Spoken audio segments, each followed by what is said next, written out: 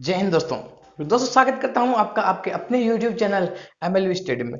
दोस्तों, आज से हम क्लासिकल मैकेनिक्स स्टार्ट करेंगे और धीरे धीरे करके इसका अपन बेसिक से पढ़ेंगे और एक लेवल तक लेके जाएंगे। ठीक है, तो बेसिकली मैं बता दूं कि ये जो पूरा अपने पास एक प्लेलिस्ट बनेगा क्लासिकल मैकेनिक्स का, उसमें अपन MSc के जो सारे टॉपिक्स है, लैग्रेंजियन मैकेनिक्स, हैमिल्टोनियन मैकेनिक्स, वो सब कवर करने वाले हैं। और उसके साथ साथ हम नेट के पर्पज के हिसाब से हम नेट के लिए बहुत सारे क्वेश्चन भी करने वाले हैं। तो अगर आप नेट की तैयारी कर रहे हो तो ये वीडियो आपके लिए बहुत ही इंपॉर्टेंट है। ठीक है, तो शुरू करते हैं। तो आज हम डिग्री ऑफ फ्रीडम क्या होता है वो पढ़ेंगे किसी भी सिस्टम के लिए। ठीक है, तो आशा करूंगा कि आपको इसका इंट्रोडक्शन आता है, लेकिन 2 मिनट का मैं एक इंट्रोडक्शन दे दूं आपको छोटा सा। ठीक है, तो देखिए, क्लासिकल मैकेनिक्स में नॉर्मली अपन 3 प्रकार से किसी भी सिस्टम को डील कर सकते हैं, है ना। तो एक अपन ने 11th 12th में पढ़ा हुआ है न्यूटोनियन मैकेनिक्स, एक अपन ने 11th 12th में पढ़ा हुआ है न्यूटोनियन मैकेनिक्स। ठीक है, और उसके बाद अभी अपन इस अपने इस सिलेबस में अभी अपन पढ़ने वाले हैं लैग्रेंजियन मैकेनिक्स। इसमें अपन पढ़ने वाले हैं लैग्रेंजियन मैकेनिक्स। और और यही MSc लेवल पर या फिर आप हायर एजुकेशन लेवल पर माने तो यहाँ एक हैमिल्टोनियन मैकेनिक्स भी अपन पढ़ते हैं, हैमिल्टोनियन मैकेनिक्स। ठीक है, तो Newtonian mechanics normally 11th 12th में अपन पढ़ते हैं, जहां न्यूटन्स के जो तीनों इक्वेशन ऑफ मोशन थी, वहां उन इक्वेशन से अपन डील करते थे किसी भी प्रॉब्लम को। वहां अपन किसके ऊपर अपना फोकस होता था, किसी पार्टिकल के ऊपर टोटल फोर्स निकालना, क्योंकि न्यूटन के लॉ के अंदर अपन फोर्स पे ही विचार करते हैं, तो वहां अपन फोर्स के ऊपर फोकस करते थे। ध्यान रखना, ये चीजें बहुत अच्छी इंपॉर्टेंट है। और लैग्रेंजियन मैकेनिक्स में अपन किसी पार्टिकल के ऊपर पार्टिकल की एनर्जी पर फोकस करेंगे, उसकी एनर्जी निकालेंगे, उसके बाद क्या करेंगे, उस पार्टिकल के बारे में कुछ भी अपन बता सकते हैं। ठीक है, चलो, हैमिल्टोनियन मैकेनिक्स में भी अपन इसकी एनर्जी पर ही फोकस करेंगे किसी पार्टिकल की, लेकिन यहाँ क्या करेंगे अपन कि ये जो हैमिल्टोनियन मैकेनिक्स है, ये क्वांटम मैकेनिक्स को अच्छे से डील कर देता है। यानी कि अपन के यहाँ अपन कह सकते हैं कि भाई, जो हैमिल्टोनियन मैकेनिक्स का से अपन किसी पार्टिकल का इक्वेशन ऑफ मोशन निकाल के इससे अपन सीधा क्वांटम मैकेनिक्स पे पहुंच सकते हैं बहुत ही आसानी से। ठीक है, तो हैमिल्टोनियन मैकेनिक्स से अपन क्वांटम मैकेनिक्स पे आसानी से पहुंच सकते हैं। चलो, अब क्या करते हैं कि भाई, हाँ, ये न्यूटोनियन मैकेनिक्स फेल क्यों हुआ, है ना। समझना कि न्यूटोनियन मैकेनिक्स इसलिए फेल हुआ क्योंकि यहाँ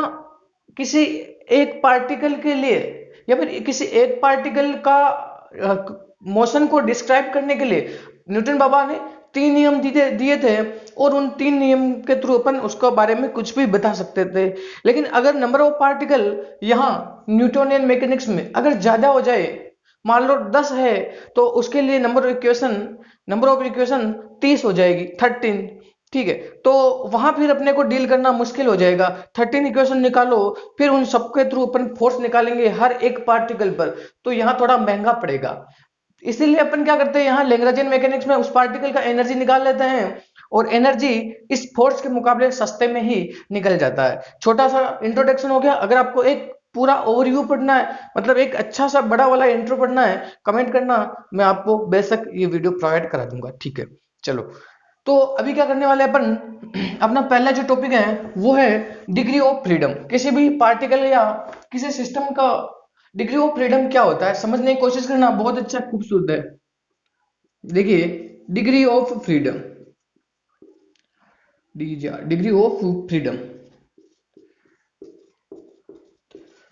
समझने की कोशिश करना कि डिग्री ऑफ फ्रीडम यानी, एक बात ये बताओ कि डिग्री ऑफ फ्रीडम का मतलब वो जो पार्टिकल है वो कितना, मतलब उसके पास कितने वेरिएबल है जो वो अपनी मोशन को कर सकता है। जैसे समझना कि कोई इंसान एक्स डायरेक्शन में मूव कर रहा है, हमने कह दिया कि भाई कोई इंसान एक्स डायरेक्शन में मूव कर रहा है, या फिर कोई पॉइंट पार्टिकल एक्स डायरेक्शन में मूव कर रहा है, तो उसके लिए डिग्री ऑफ फ्रीडम कितनी बताओगे आप भाई? अगर वो एक ही दिशा में जा रहा है, उसका वेरिएबल या फिर इंडिपेंडेंट कोऑर्डिनेट क्या है, एक्स है, तो उसके लिए डिग्री ऑफ फ्रीडम 1। अगर मैं कहूं कि कोई इंसान एक्स वाई प्लेन में मूव कर रहा है, तो उसके लिए डिग्री ऑफ फ्रीडम कितना बोलोगे आप? 2, क्योंकि एक्स डायरेक्शन में भी जा सकता है, वाई डायरेक्शन में भी जा सकता है। ठीक है, तो number of independent coordinate which are required to describe the motion of dynamical system is known as क्या? Degree of freedom. So the number of independent coordinates, या फिर इसको वेरिएबल भी बोल सकते हैं ना, वेरिएबल, कि नंबर ऑफ इंडिपेंडेंट कोऑर्डिनेट या variable which are required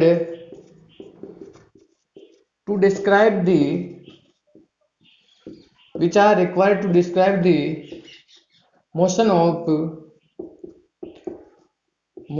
a dynamical system, या फिर motion of a dynamical system are known as degree of freedom, और इसी डिग्री ऑफ फ्रीडम का दूसरा नाम यह है जनरलाइज कोऑर्डिनेट। ठीक है,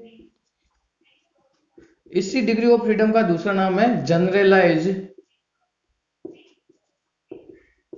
ठीक है, तो या तो आपको डिग्री ऑफ फ्रीडम बोले या फिर जनरलाइज कोऑर्डिनेट बोले, एक ही बात है ना। ठीक है, इसके लिए एक नॉर्मल सा अपन फॉर्मूला यूज करते हैं शुरू से, वो मैं बता दूं, लेकिन आप जब क्वेश्चन करोगे तो वहां मत जाना, वहां आप फंस सकते हो। कैसे? देखो, सबसे पहले तो डिग्री ऑफ फ्रीडम के लिए एक नॉर्मल सा फॉर्मूला है जनरल, वो होता है डी एन माइनस के। डी तो है डायमेंशन ऑफ सिस्टम, ठीक है, डायमेंशन ऑफ सिस्टम, और एन नंबर ऑफ पार्टिकल, कितने पार्टिकल है, और के कंस्ट्रेंट ऑन कंस्ट्रेंट, है ना, उस पार्टिकल के कुल कितने कंस्ट्रेंट है ये। तो इसको थोड़ा अपन सही ढंग से पढ़ते हैं कि अगर हमारे पास कोई पार्टिकल 3 डायमेंशनल मोशन करता है, तो डिग्री डी तो 3 हो गया, एन माइनस के।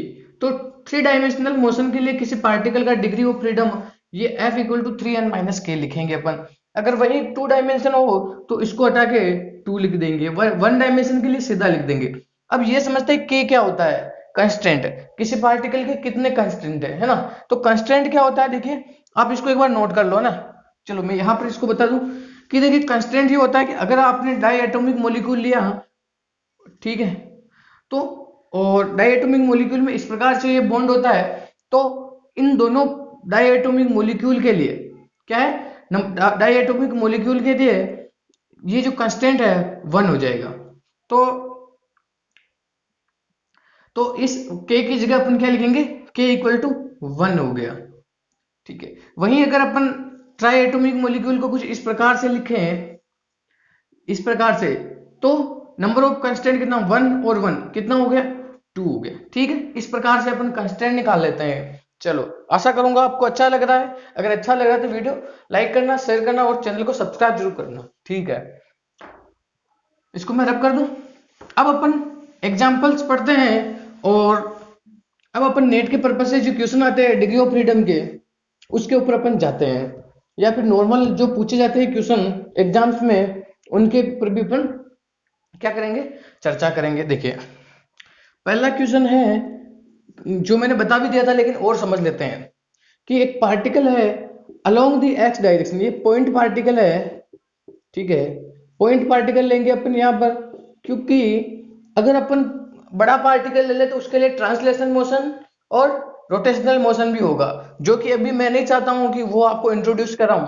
अगले वीडियो में अपन ट्रांसलेशन और रोटेशनल वाला कंसेप्ट भी पढ़ लेंगे। ठीक है, चलो, ये कोई पॉइंट पार्टिकल है, ये कह रहा है क्वेश्चन में कि एक्स डायरेक्शन में अगर मूव कर रहा है तो इसका डिग्री ऑफ फ्रीडम क्या होगा। ठीक है, तो आप बताओ कि भाई ये एक्स डायरेक्शन में मूव कर रहा है तो नंबर ऑफ कोऑर्डिनेट कितने होंगे इसको डिस्क्राइब करने के लिए। भाई ये कोऑर्डिनेट एक्स डायरेक्शन में ही चेंज करेगा ना ये अपना पार्टिकल, ये यहाँ तो यहाँ चला जाएगा, ये फिर यहाँ चला जाएगा, फिर यहाँ, मतलब इसका कोऑर्डिनेट चेंज हो रहा है कौन सा, एक्स वाला।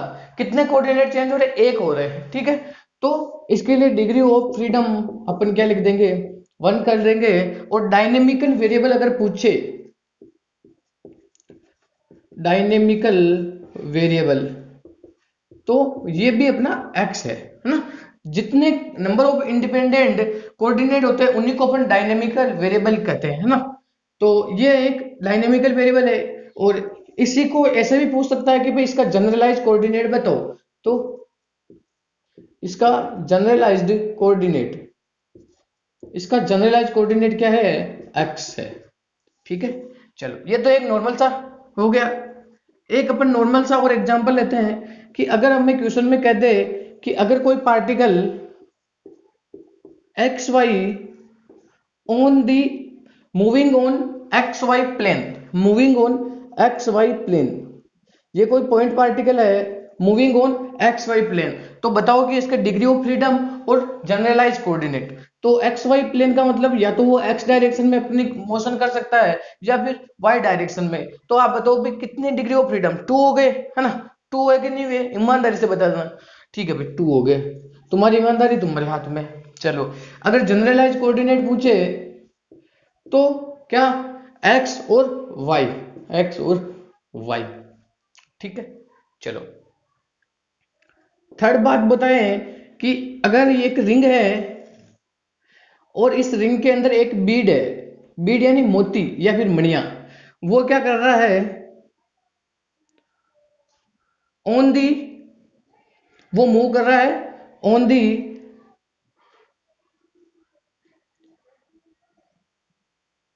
हाँ ये क्या कर रहा है, अलोंग दी, इसके पेरीफेरी, इसके पेरीफेरी यानी इसका जो ये व्यास है, ये व्यास है, इसके ऊपर ये मूव कर रहा है ऐसे ऐसे ऐसे ऐसे ऐसे। तो समझने की कोशिश करना कि इसको अपन कैसे निकालना चाहेंगे कि मान लो ये इसका यहाँ पर एक, ये इसका यहाँ पर एक सेंटर है और ये इसका इनिशियल पोजीशन है। ठीक है, अगर ये मूव करेगा तो इसका, ये देखिए अगर ये यहाँ आएगा तो थीटा हो जाएगा, अगर ये अपना मोशन करके यहाँ आ गया तो कुछ थीटा चेंज हो गया, फिर थोड़ा आगे आ जाएगा तो फिर थीटा चेंज हो जाएगा। कहने का मतलब नंबर ऑफ, मतलब जो वेरिएबल कोऑर्डिनेट कितने हैं, है ना, जो वेरिएबल कोऑर्डिनेट क्या है, थीटा है, तो डिग्री ऑफ फ्रीडम क्या हो गई, 1 हो गई। सही बात बताना है ईमानदारी से। तो डिग्री ऑफ फ्रीडम इसकी क्या हो गई, 1 हो गई। और जनरलाइज कोऑर्डिनेट क्या हो गया इसके लिए, थीटा हो गया। ठीक है भाई, चलो एक चौथा एग्जांपल लेते हैं जो भी बहुत अच्छा है। अब अपन क्या करते हैं, जो अपने बुक के अंदर जो एग्जाम्पल होते हैं उन पर आ जाते हैं। ये अपना एक सिंपल पेंडुलम है,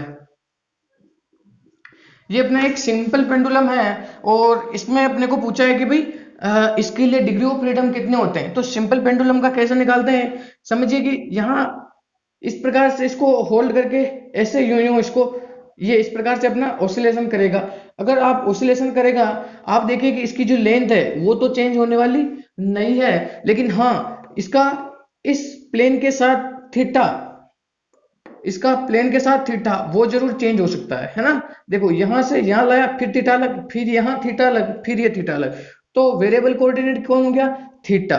तो डिग्री ऑफ फ्रीडम कितने हो गए, 1, और इसका जनरलाइज कोऑर्डिनेट भी थीटा हो गया। ठीक है भाई, ये कंप्लीट है। चलो आप साथ साथ में इसको लिखते भी जाना अपने नोट्स में। एक पांचवा एग्जांपल इसमें, ये अपने पास पांचवा एग्जांपल ये रहा स्प्रिंग पेंडुलम का, है ना। देखिए कि इसको किसी एक स्प्रिंग से अपन ने क्या कर दिया,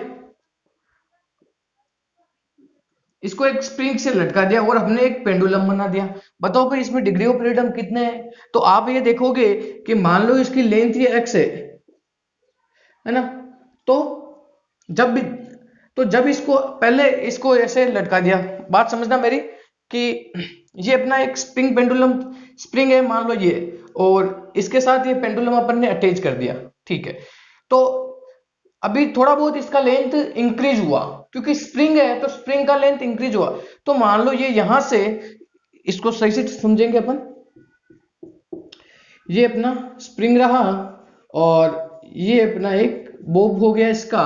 ठीक है, तो क्या हुआ कि जब अपन इसको ओसिलेट करेंगे, जब अपन इसको ओसिलेट करेंगे तो इसका कुछ लेंथ इंक्रीज हो जाएगा और कुछ ये इस प्रकार वाले पाथ में अपना मोशन करेगा। ठीक है, ये क्या होगा, जब इसको ओसिलेट कराएंगे तो ये इसकी लेंथ इंक्रीज हो जाएगी। तो आप बताओ कि क्या इसके लेंथ में इंक्रीज हुआ? भाई लेंथ पहले एल थी मान लो, तो ये लेंथ एल डैश हो गई। सही बात है कि नहीं है? ईमानदारी से बता देना। ठीक है, और तो लेंथ में भी चेंज आ रहा है जैसे जैसे वो ओसिलेट कर रहा है, और इसका जो थीटा है वो भी तो ऐसे ऐसे ओसिलेशन के साथ चेंज हो रहा है। तो इसके लिए डिग्री ऑफ फ्रीडम कितना हो गया, ईमानदारी से बता देना भाई, क्योंकि इसकी लेंथ भी इंक्रीज हो रही है और थीटा भी इंक्रीज हो रहा है। नंबर ऑफ इंडिपेंडेंट कोऑर्डिनेट कितने which are required to describe the dynamical motion are two, are two. और वो कौन कौन से हैं जनरलाइज कोऑर्डिनेट? एक तो थीटा है और इसकी लेंथ अगर एल माने तो एक एल है। बोलो भाई सही बात है कि नहीं है? ये 5 एग्जाम्पल बहुत खूबसूरत से हैं, आप इसको अपने नोटबुक में नोट कर लीजिए। ठीक है, चलो कुछ एग्जाम्पल और पढ़ना चाहते हैं अपन, है ना? तो एक डबल पेंडुलम वाला एग्जाम्पल पढ़ लेते हैं अपन। ठीक है, एक एग्जाम्पल है छठा अपने पास डबल पेंडुलम का। ठीक है, डबल पेंडुलम, देखिए ये कैसा होता है डबल पेंडुलम, समझना। इसमें क्या होता है कि ये अपने पास एक स्ट्रिंग रही, इसके एक बोब अपन ने लटका दिया, इससे एक और बोब लटका दिया अपन ने। ठीक है, और ये इसका इक्विलिब्रियम पॉइंट है और ये अपना मोशन कुछ इस प्रकार से करेगा। तो बताओ भाई कि कितने नंबर ऑफ इंडिपेंडेंट कोऑर्डिनेट है जो कि इसके मोशन को डिस्क्राइब कर रहे हैं। तो वो कितने होंगे, समझना कि इसकी लेंथ भी एल है मान लो और इसकी लेंथ भी एल ही है।